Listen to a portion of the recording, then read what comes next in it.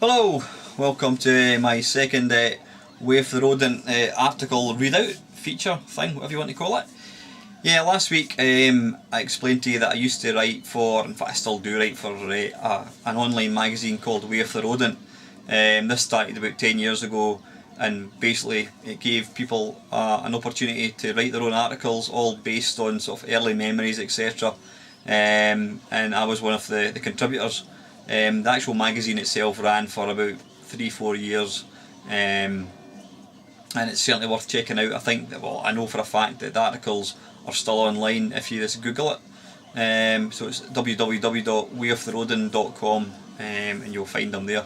So anyway guys, what I'm going to do is I read out my first article last week just to get a bit of feedback. Now what I'm going to do is read out my second one.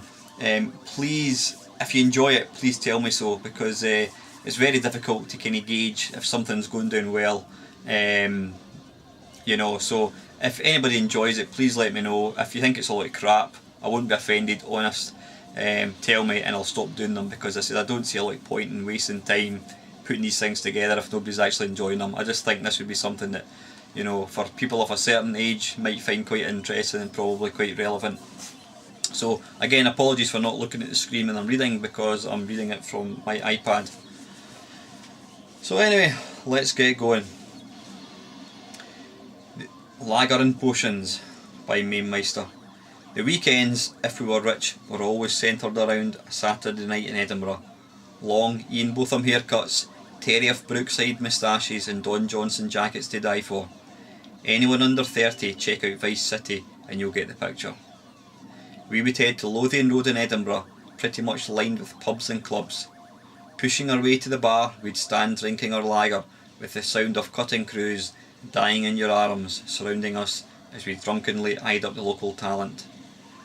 The puggy would fleece us, and although my mates thought that Paul had the knack at gambling, I knew I was better, but nobody bar me thought that, and that pissed me off, because I knew I was better and had quicker reactions. Paul was the unelected leader, and there was nothing I could have done. He always got to do the gambling. Leaving the pub, there was always a smell of violence or trouble, although me and the guys weren't ever part of that. Maybe climbing a flagpole or peeing on a Jaguar, but never violence. That night we witnessed 6 guys lift a Mini and place it in a passageway sideways, so there was no fucking way the bastard would ever get the thing out, just like the forklift bit in Austin Powers. Paul was a student at Edinburgh University, and this gave us entry to the student union. Waiting patiently in the queue, he told us to have a pass on hand to show the old bloke at the door. "I don't have a pass," I shouted. "Don't worry, just show your bank card." My turn came and I held up my Bank of Scotland card. "In you go," instructed old geezer, either too blind to notice or totally uninterested to care. Pushing our way through the crowds of pissheads, we made our way to the first floor of the student union. It was happy hour, and there we were, 5 of us, sitting round a table with about 20 pints in it. I was burping and consciously having to fight throwing up on the floor. We had stupid games that would inevitably involve downing a pint in a winner. Peer pressure wouldn't allow us to not drink or leave a pint, but I was clever enough to be able to pour the occasional pint on the floor while no one noticed. I was that blind drunk anyway, and to drink any more would have been impossible. We then made our way upstairs to the video games room, or arcade. There might have even been a pool table, but I couldn't be sure. My attention was immediately caught by a "Help! Help!" followed by a siren and a loud bazooka sound effect, then an explosion. It was Jailbreak.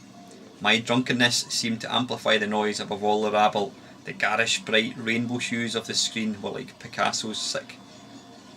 Trying my hand, the bastard down the drain took me out every time as I rushed to save the girl. I moved on to Russian Attack and got surprisingly far.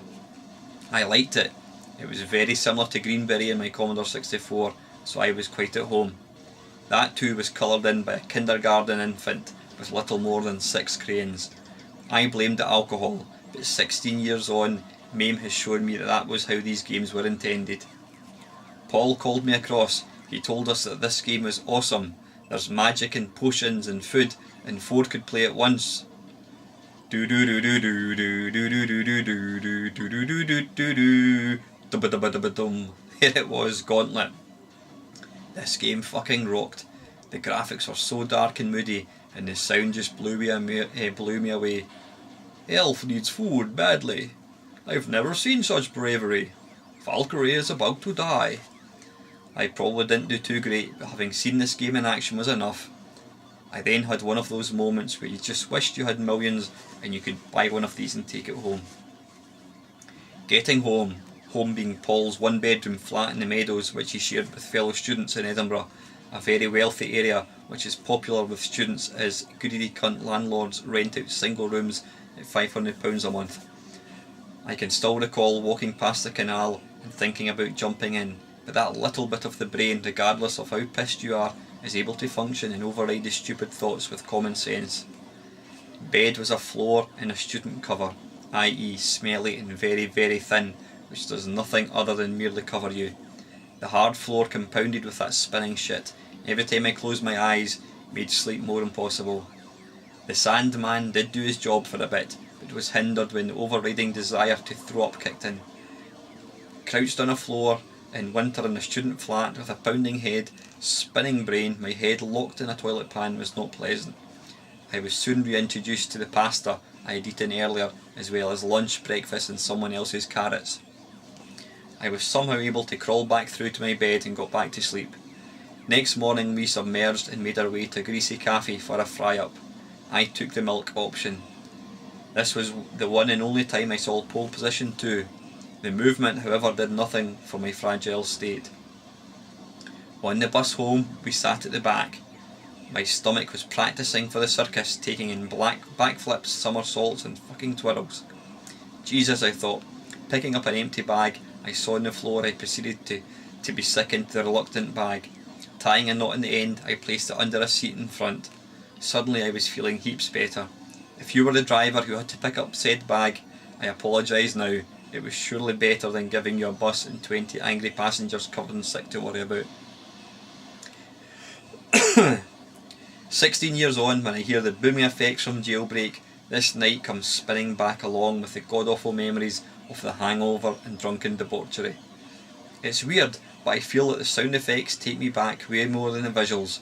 Graphics state, but sound doesn't, in the same way as smell is one of the best memory reminders. The Galaxians, psh, is a service station on the M1. Commando Gunfire Rattle is a service station on the bus trip to Blackpool, and Your Kung Fu Screams was Student Union at Stevenson College in Edinburgh. 1987 Hogmanay was spent playing Gauntlet on the Commodore 64. It was good, but just not as good enough. Here today I have every arcade game ever made, almost, at my fingertips, yet Gauntlet always seemed better back then. Times and things change, although that fucking elf still keeps shooting the fucking bastarding food. Cunt.